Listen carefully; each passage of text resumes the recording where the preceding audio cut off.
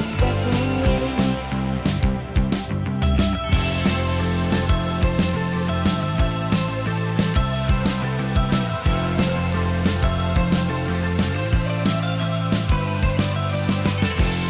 At the end of the world, there's something I can learn. Some good ideas will pop up. And China's robot with light-driven system can be used like a bullet to transform ballistics. And here we are with, okay, so fusion, sorry to go back and forth here, but fusion can be used as a propulsion method. Well, this is a brand new propulsion method as well. So this power amplification strategy provides a basis for propulsive motion to advance the capabilities of miniaturized soft robotic systems. A team of researchers led by Chinese scientists has developed a light-driven launch system for tiny robots. The new development is expected to transform ballistics and aerospace industry. The light-driven hydrogel launcher is inspired by squirting cucumber plants. Claimed to release energy in only 0.3 milliseconds, the launcher can take off from any kind of surface.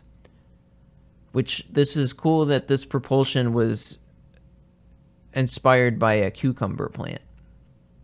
Which the videos of the squirting cucumber plants are pretty crazy. You should definitely look that up if you haven't seen it already. I think they had it on Planet Earth on one of them. But researchers claimed that engineers' accumulated strain energy fracture power amplification methods is inspiring by the pressurized fluidic squirting mechanism of the Ecobolium elaterial squirting cucumber plants. That was some gibberish. Pressurized fluid squirting mechanism is what they're talking about. It's funny that almost all of the things that we've been talking about here has been pressurized fluid. I just realized that, like, almost this whole time we've been talking about pressurized fluid or fluid dynamics. That's pretty strange. Didn't mean to do that, but it's fascinating. A lot of times I'll put a bunch of articles together and somehow there'll be an overarching theme that just builds on itself. It's pretty cool. I don't always intend to do that, but published in journal Nature, researchers realized a light-driven hydrogel launcher that harnesses fast liquid vaporization triggered by the photothermal response of an embedded graphene suspension. This vaporization leads to appreciable elastic energy storage within the surrounding hydrogel network, followed by a rapid elastic energy release within 0.3 milliseconds. These soft hydrogel robots achieved controlled launch at high velocity with a predictable trajectory. The study claimed that robotic tasks that require robust propulsion abilities, such as jumping, ejecting, or catapulting, require power amplification strategies where kinetic energy is generated from pre-stored energy. To solve this issue, researchers introduced the game-changing method.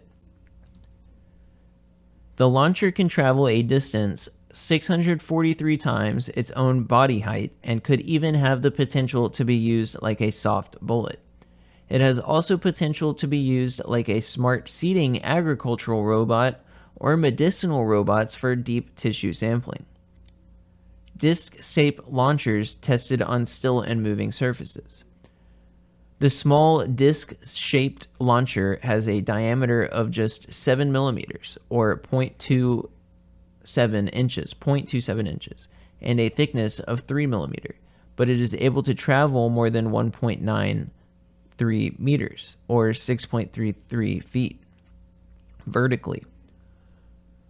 The adaptable launch system, which the team tested on still and moving surfaces, including leaves, bark, and viscous liquids, could be used to develop untethered medical robots that require a high force output to enter deep tissue. That's pretty cool.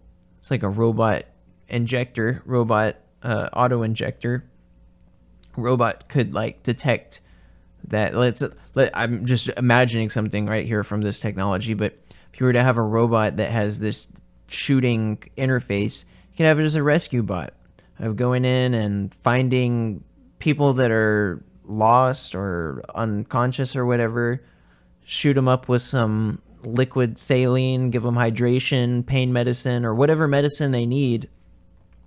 You could deliver it at an intravenous level with this rescue robot. Using accumulated strain energy fracture method, researchers created the artificial squirting cucumber that disperses artificial seeds over meters, which can further achieve smart seeding through an integrated radio frequency identification chip. And from that sentence, it made me think of the whole terraforming thing. They were talking about using seed or plants or stuff that can spread out and change the environment. You could have a self-replicating type of thing with squirting cucumber that disperses artificial seeds over meters. It could definitely be used to autonomously terraform an area. So that's pretty interesting. Power amplification strategy provides a basis for propulsive motion. This power amplification strategy provides a basis for propulsive motion to advance the capabilities of miniaturized, soft robotic systems. Researchers also claim that the system could be used in ballistic weapons. However, they have not conducted any special tests in this area. So they say. It always comes back to weapons, but I mean, think about how many civilian uses that could be used. The team demonstrate the use of launcher in a smart seed robot by attaching a seed and radio frequency identification RFID to the hydrogel matrix. When launched into a smart seed bed, the RFID is read by sensors to identify the seed type and broadcast care instructions. So I think that you guys remember the nuclear battery that China came out with not long ago, and they were saying that it could be in pacemakers and watches and phones and basically anything, any sort of device that you don't want it to die. It had a little micro battery that apparently was from nuclear power. And the United States plans a nuclear battery with 50-year lifespan to counter China. And I don't know if you guys noticed this, but every time China releases something, we have to counter it with another technology. So we're in this race right now on multiple fronts, not just a space race, but an energy race. And China is way, way, way, way far ahead of us as far as energy-wise. Maybe because we've had all of our energy suppressed by big oil. Maybe that has something to do with it. But for some reason, China has a bunch of solar and hydro and nuclear and battery. We talked about coffee-powered batteries from China in the past and tea leaves. And they made a thorium salt reactor already. So they're way, way ahead of us. And we're keep on having to release stuff. Apparently, we have so much stuff in the back room that as they're releasing stuff publicly, we can just, at least for now, hold par with them as they're releasing stuff. I don't think that we have, like, how far could it go? How many levels of cat and mouse are we ready for? I think that's a good question, especially on such a huge spectrum, because like I said, it's not just space or energy, it's transportation and food, and like so many different things are all being revolutionized right now. Medicine. So that's just something to think about, that we're in a wild time with technology and stuff is going to go really, really fast. It can be used to address critical energy storage needs across sectors, including medical devices, remote sensing, space exploration, and of course, military use. The nuclear battery can continue to function for up to 50 years.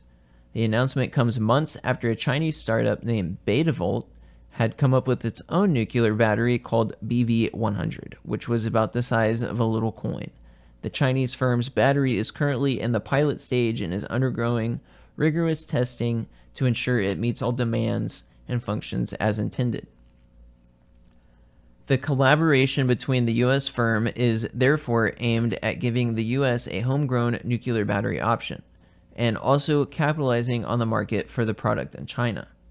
An atomic or nuclear battery works by converting a radioactive isotope in electrical energy through its decomposition. According to experts, these batteries can last for several decades and provide a long-term solution for energy storage. The energy derived from nuclear batteries does not rely on chain reactions, such as the case in nuclear fission power plants. So it says that they're going to start using them for space flights, and apparently we're going to be working with China on this one, is what the article is saying here. And that agreement reached by Kronos and Yashing, the two firms in the U.S., have joined hands to ensure that the nuclear battery will be developed and patented in both the home country and China. According to the agreement, Yashing Group will be responsible for filing the nuclear battery in China, while Kronos Advanced Technologies will handle the filing in North America. Both companies stand to benefit from the process, as they have agreed to share 10% royalties they earn in the US and China, respectively, with one another. The nuclear battery will have several key features which will make it safe and desirable. According to a joint press release by the two companies, the battery will efficiently capture and convert beta particles into electrical energy using semiconductor materials. It will use robust radiation shielding housing to ensure safety and prevent radiation leakage. To ensure stable operation, the technology will also have advanced thermal management systems. That's good. So that's very interesting that they're working together. I would like more information on how these two corporations came to be and why are these cooperating? Why? I don't understand. Why are these cooperating and other ones are not? And I also want you guys to remember the oil and banking website that I had quoted talking about the war in Ukraine rising the price of uranium, and in the United States, we came to the world's, like, I don't remember the name of the organization. It's not one that I'm super familiar with, but it's like a global, worldwide nuclear power atomic banking agency. And we were asking for this huge mega loan to build our nuclear power plants, and they told us no. But here we are. I'm seeing all this different stuff about nuclear power plants being built in the United States as well as China. China actually has a nuclear tourism industry going on right now.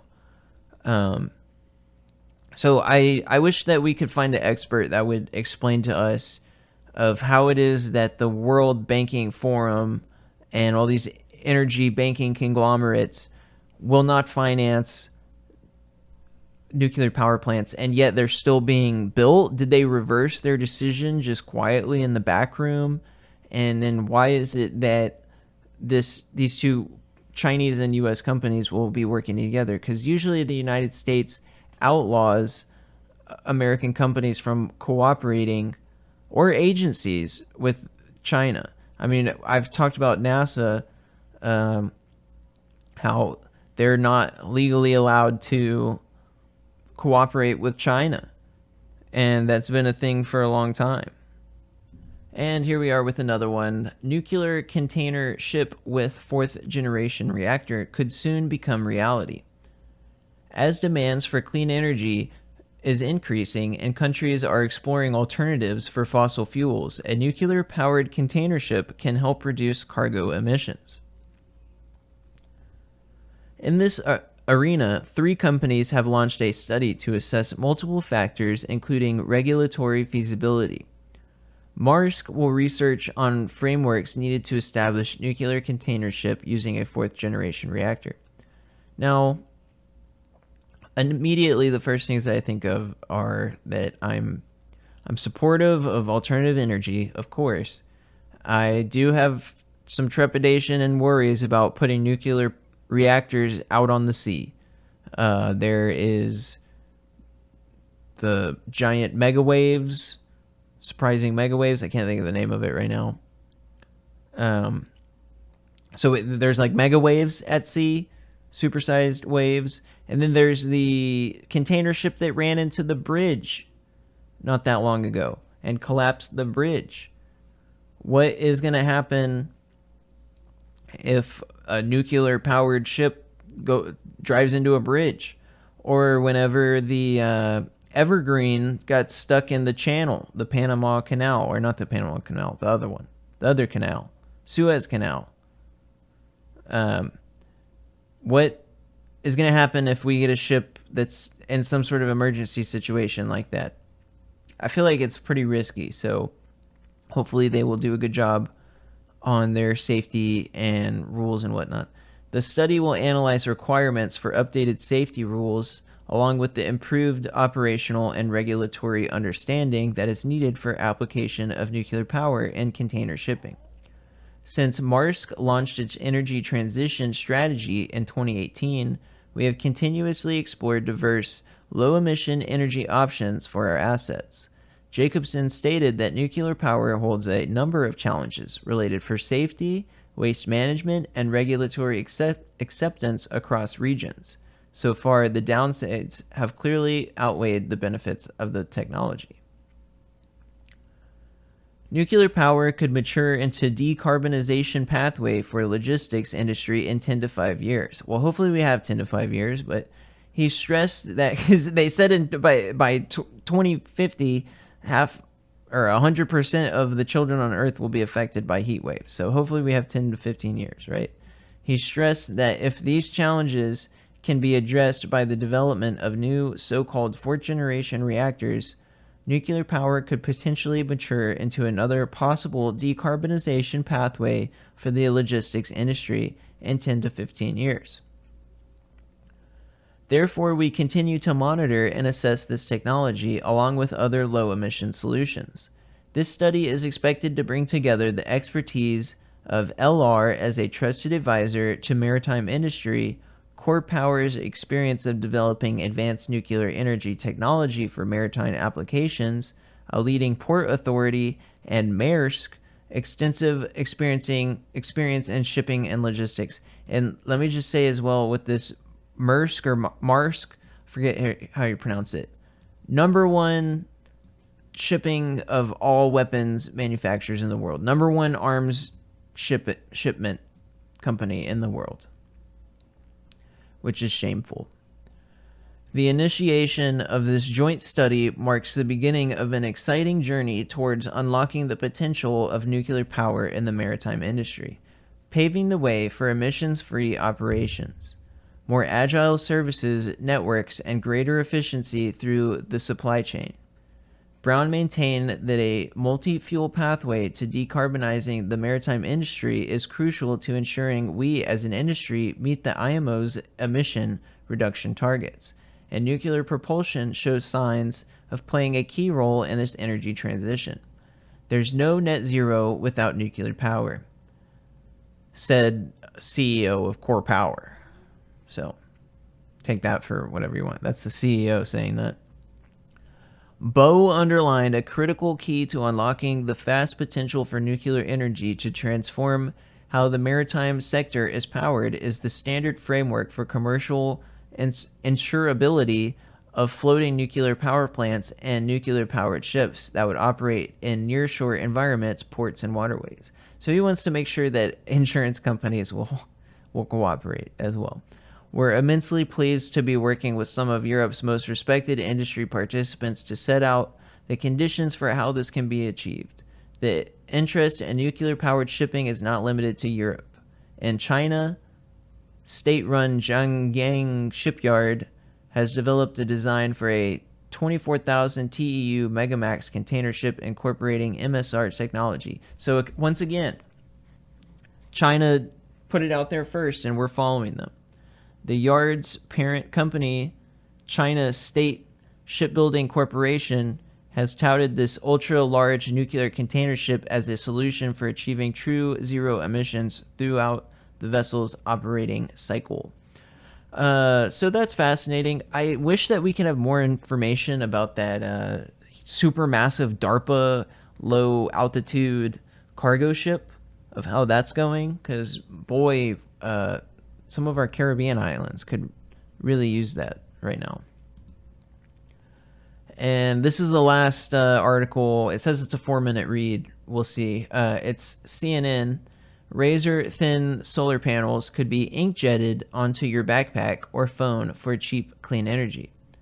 A coating 1,000 times thinner than a human hair could be ink jetted onto your backpack, cell phone, or car roof to harness the sun's energy, new research shows, and a development that could reduce the world's need for solar farms that take up huge swaths of land. Scientists from the Oxford University's physics department have developed a micro-thin, light-absorbing material flexible enough to apply to the surface of almost any building or object. With the potential to generate up to nearly twice the amount of energy of current solar panels, that's kind of embarrassing that this micro-thin spray material does better than our current materials. Once again, it just shows you how far we've been held back. I mean, it's a joke. Are you joking me? Twice the amount of energy of our current solar panels, this spray stuff. The technology comes at a critical time for the solar power boom as our human-caused climate change is rapidly warming the planet, forcing the world to accelerate its transition to clean energy. That's exactly what I was saying earlier in shorter words. That is why I feel hope. It's because things are getting so bad and accelerating so fast, quickening, as Art Bell had said, that we're transitioning into the clean energy. It's going to happen. Here's how it works. The solar coating is made of materials called perovskites. Oh, I read about this not that long ago, which are more efficient at absorbing the sun's energy than the silicone-based panels widely used today. That is because the light-absorbing layers captured a wider range of light from the sun's spectrum than traditional patterns. The Oxford scientists aren't the only ones who have produced this type of coating, but theirs is notably different. It's efficient, capturing around 27% of the energy in sunlight. Today's solar panels that use silicon cells, by comparison, typically convert up to 22% of sunlight. The researchers believe that over time, perovskites will be able to deliver efficiency exceeding 45%, pointing to the increase in yield that we're able to achieve during just 5 years of experimenting from 6 to 27. This is important because it promises more solar power without the need for more silicon-based panels or specially built solar farms. We can envisage perovskite coatings being applied to broader types of surface to generate cheap solar power, such as roofs of cars, buildings, even backs of mobile phones.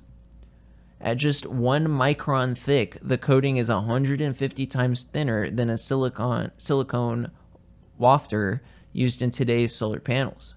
And unlike existing silicon panels, the perovskites, that is so hard to say, can be applied to almost any surface, including plastics and paper, using tools like an inkjet printer.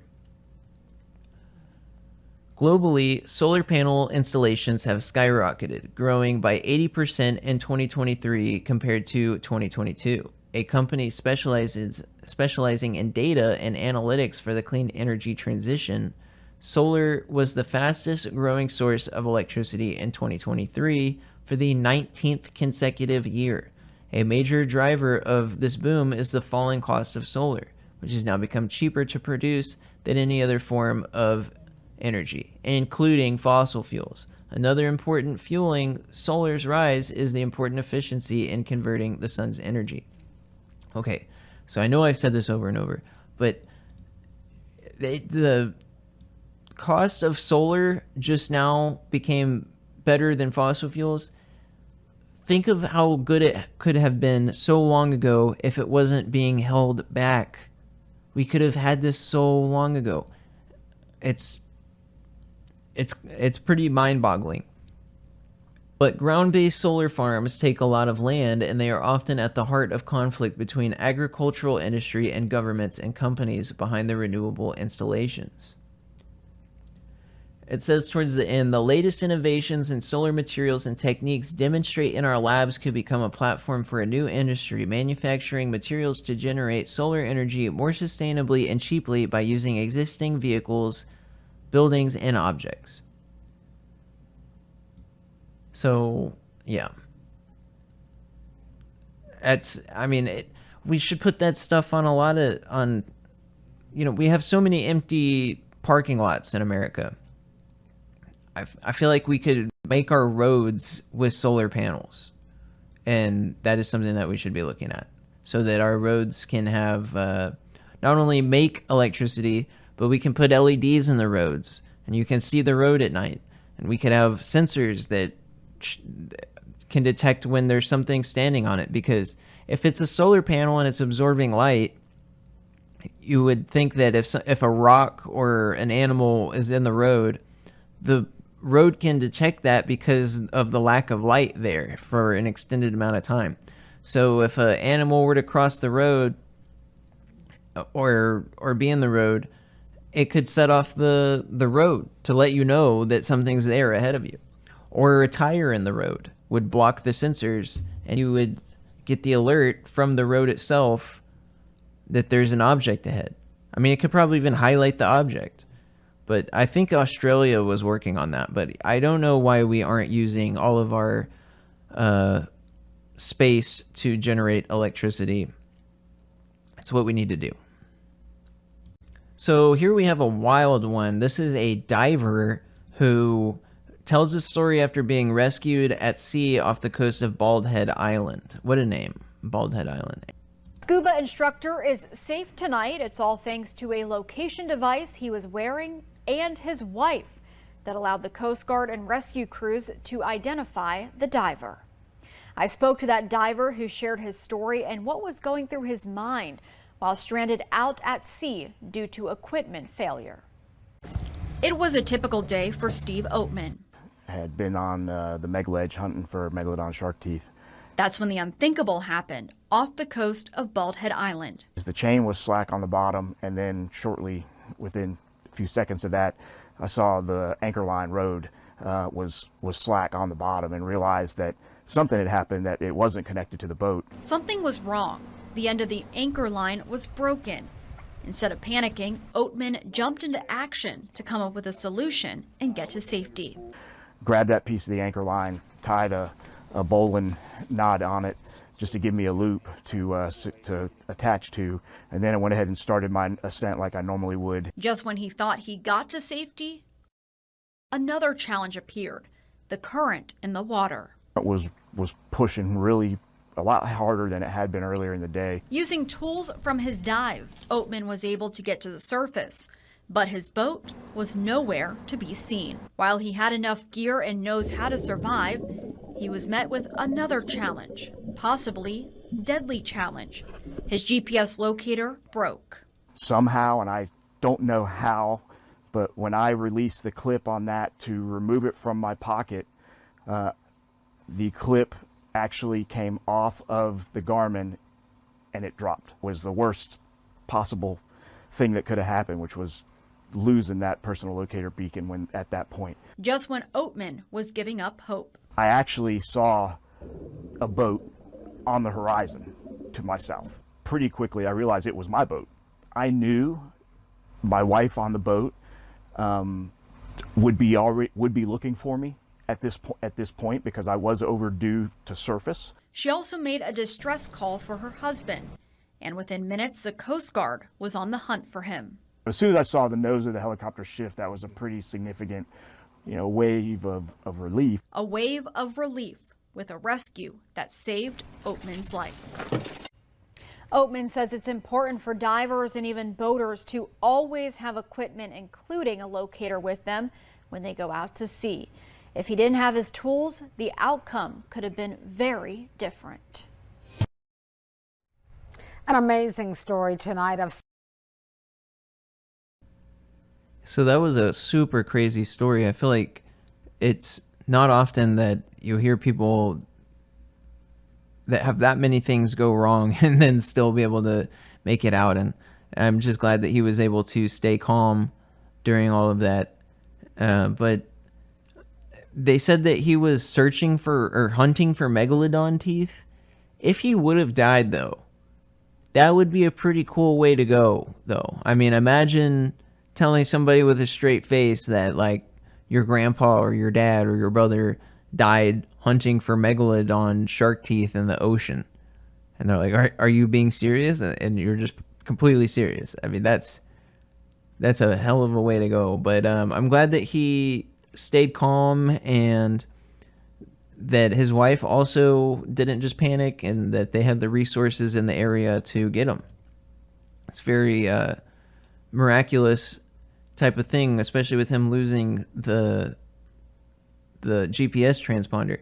So we'll go to one more rescue of, I would also say miraculous, of having the assets and the people there at the time that they needed to do it. Now, a heart-pounding rescue of a Texas mom who suffered a seizure while behind the wheel and plunged into a body of water. Newly released police body cam video shows